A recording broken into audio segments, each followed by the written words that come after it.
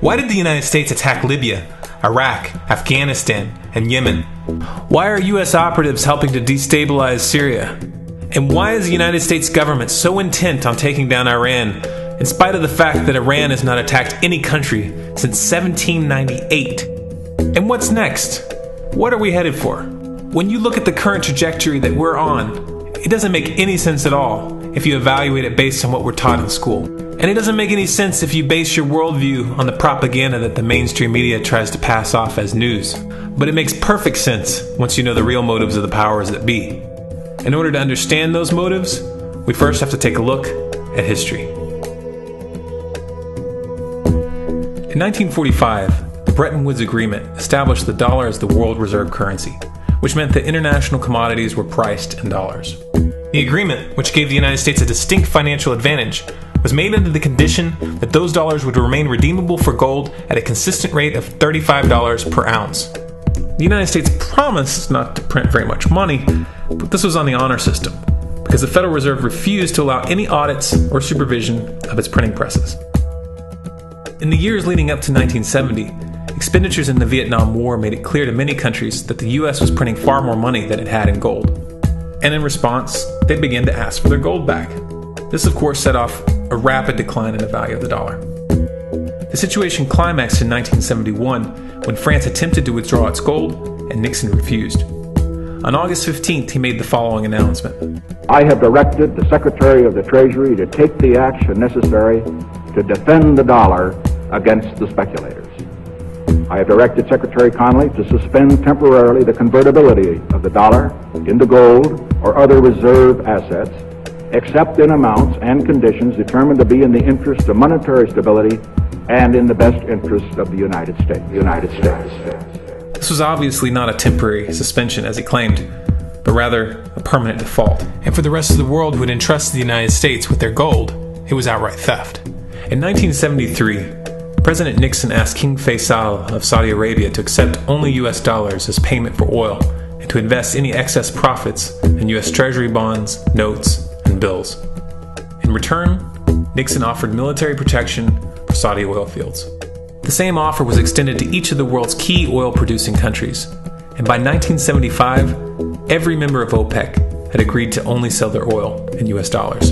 The act of moving the dollar off of gold and tying it to foreign oil instantly forced every oil-importing country in the world to start maintaining a constant supply of Federal Reserve paper. And in order to get that paper, they would have to send real physical goods to America.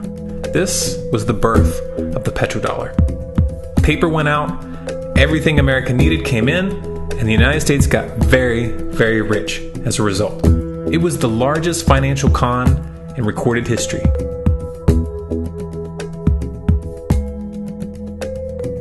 The arms race of the Cold War was a game of poker. Military expenditures were the chips, and the U.S. had an endless supply of chips. With the petrodollar under its belt, it was able to raise the stakes higher and higher, outspending every other country on the planet, until eventually U.S. military expenditures surpassed that of all other nations in the world combined. The Soviet Union never had a chance. The collapse of the communist bloc in 1991 removed the last counterbalance to American military might. The United States was now an undisputed superpower with no rival. Many hoped that this would mark the beginning of a new era of peace and stability. Unfortunately, there were those in high places who had other ideas. Within that same year, the U.S. invaded Iraq in the First Gulf War. And after crushing the Iraqi military and destroying their infrastructure, including water purification plants and hospitals, crippling sanctions were imposed which prevented that infrastructure from being rebuilt. These sanctions, which were initiated by Bush Sr. and sustained throughout the entire Clinton administration, lasted for over a decade and were estimated to have killed over 500,000 children. The Clinton administration was fully aware of these figures. We have heard that 500,000 children have died. I mean, that's more children than died in Hiroshima. And you know, is the price worth it? I think this is a very hard choice, but we think the price is worth it. Miss Albright, what exactly was it that was worth killing 500,000 kids for? In November of 2000, Iraq began selling its oil exclusively in euros. This was a direct attack on the dollar and on U.S. financial dominance, and it wasn't going to be tolerated. In response, the U.S. government, with the assistance of the mainstream media, began to build up a massive propaganda campaign claiming that Iraq had weapons of mass destruction and was planning to use them. In 2003, the U.S. invaded, and once they had control of the country, oil sales were immediately switched back to dollars. This is particularly notable due to the fact that switching back to the dollar meant a 15 to 20% loss in revenue due to the euro's higher value. It doesn't make any sense at all unless you take the petrodollar into account. So I came back to see him a few weeks later, and by that time we were bombing in Afghanistan. I said, "Are we still going to war with Iraq?" And he said, "Oh, it's worse than that." He said, he reached over on his desk, he picked up a piece of paper, and he said, I just got this down from upstairs, meaning the Secretary of Defense's office today, and he said, "This is a memo that describes how we're going to take out 7 countries in 5 years, starting with Iraq, and then Syria, Lebanon, Libya, Somalia, Sudan, and finishing off Iran. Let's take a look at the events of the past decade and see if you see a pattern. In Libya, Gaddafi was in the process of organizing a bloc of African countries to create a gold-based currency called the dinar, which they intended to use to replace the dollar in that region. US and NATO forces helped destabilize and topple the Libyan government in 2011, and after taking control of the region, US armed rebels executed Gaddafi in cold blood and immediately set up the Libyan central bank. Iran has been actively campaigning to pull oil sales off of the dollar for some time now, and it has recently secured agreements to begin trading its oil in exchange for gold. In response, the US government, with mainstream media assistance, has been attempting to build international support for military strikes on the pretext of preventing Iran from building a nuclear weapon. In the meantime, they established sanctions which US officials openly admit are aimed at causing a collapse of the Iranian economy. Syria is Iran's closest ally, and they are bound by mutual defense agreements. The country is currently in the process of being destabilized with covert assistance from NATO, and though Russia and China have warned the United States not to get involved, the White House has made statements within the past month indicating that they are considering military intervention. It should be clear that military intervention in Syria and Iran isn't being considered. It's a foregone conclusion, just as it was in Iraq and Libya. The U.S. is actively working to create the context which gives them the diplomatic cover to do what they already have planned. The motive for these invasions and covert actions becomes clear when we look at them in their full context and connect the dots. Those who control the United States understand that even if a few countries begin to sell their oil in another currency, it will set off a chain reaction and the dollar will collapse. They understand that there is absolutely nothing else holding up the value of the dollar at this point, and so does the rest of the world. But rather than accepting the fact that the dollar is nearing the end of its lifespan, the powers that be have made a calculated gambit.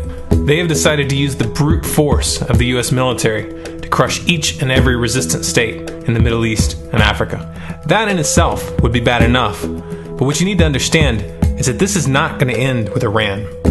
China and Russia have stated publicly and on no uncertain terms that they will not tolerate an attack on Iran or Syria. Iran is one of their key allies, one of the last independent oil producers in the region, and they understand that if Iran falls, then they will have no way to escape the dollar without going to war. And yet the United States is pushing forward in spite of the warnings. What we are witnessing here is a trajectory that leads straight to the unthinkable. It's a trajectory that was mapped out years ago in full awareness of the human consequences. But who was it that put us on this course? What kind of psychopath is willing to intentionally set off a global conflict that will lead to millions of deaths just to protect the value of a paper currency? It obviously isn't the president. The decision to invade Libya, Syria, and Iran was made long before Obama had risen to the national spotlight. And yet, he's carrying out his duty just like the puppets that preceded him. So who is it that pulls the strings? Often the best answer to questions like this are found by asking another question. Qui bono? Who benefits? Obviously, those who have the power to print the dollar out of thin air have the most to lose if the dollar were to fall. And since 1913, that power has been held by the Federal Reserve.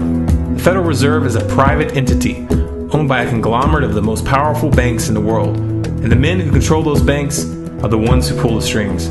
To them, this is just a game. Your life and the lives of those you love are just pawns on their chessboard. And like a spoiled 4-year-old who tips the board onto the floor when they start to lose, the powers that be are willing to start World War III to keep control of the global financial system. Remember that when these wars extend and accelerate. Remember that when your son or your neighbor's son comes back home in a flag-draped coffin. Remember that when they point the finger at the new boogeyman. Because the madmen who are running this show will take this as far as you allow them to. So how much time do we have left? It's a question I hear constantly, but it's the wrong question. Asking how much time we have left is a passive posture. It's the attitude of a prisoner who's waiting to be taken out to a ditch and shot in the back of the head. What are our chances? Can we change course? Also the wrong question. The odds don't matter anymore. If you understand what we're facing, then you have a moral responsibility to do everything in your power to alter the course that we're on, regardless of the odds. It's only when you stop basing your involvement on the chances of success that success actually becomes possible. To strip the ill-begotten power from the financial elites and to bring these criminal cartels to justice will require nothing less than a revolution. The government is not going to save us. The government is completely infiltrated and corrupt to the core. Looking to them for a solution at this point is utterly naive. There are 3 stages of revolution, and they are sequential. Stage 1 is already underway. Stage 1 is the ideological resistance. In this stage, we have to actively work to wake up as many people as possible about what is happening and the direction we're headed. All revolutions originate from a shift in the mindset of the population, and no other meaningful resistance is possible without it. Success in this stage of the game can be measured by the contagion of ideas. When an idea reaches critical mass, it begins to spread on its own and seeps into all levels of society. In order to achieve that contagion, we need more people in this fight. We need more people speaking out, making videos, writing articles, getting this information onto the national and international stage. And we especially need to reach the police and the military. Stage 2 is civil disobedience, also known as nonviolent resistance. In this stage, you put your money where your mouth is, or more accurately, you withhold your money and your obedience from the government, and you do everything in your power to bring the gears of the state to a halt. Practiced in mass, this method alone is often enough to bring a regime to its knees. However, if you fail at this stage, stage 3 is inevitable. Stage 3 is direct physical resistance. Direct physical resistance is the last resort, and it should be avoided and delayed as long as possible, and it should only be invoked after all other options have been thoroughly exhausted. There are those who talk tough and claim that they will resist when the time comes, but what those people fail to realize is that if you are inactive during the first 2 stages and save your efforts for the last resistance, then you will fail. When the Nazis were moving door to door, dragging people out of their homes in Germany, that was the time to fight back physically. But due to the lack of ideological resistance and civil disobedience leading up to that moment, even an armed uprising would have likely failed at that point. An armed uprising can only succeed if the people have established an attitude of active resistance. And active resistance is only possible after their minds have broken free from the mainstream propaganda. If you want to fight back, it's now or never. You're not going to get another chance, and the stakes are far higher than they were in Nazi Germany.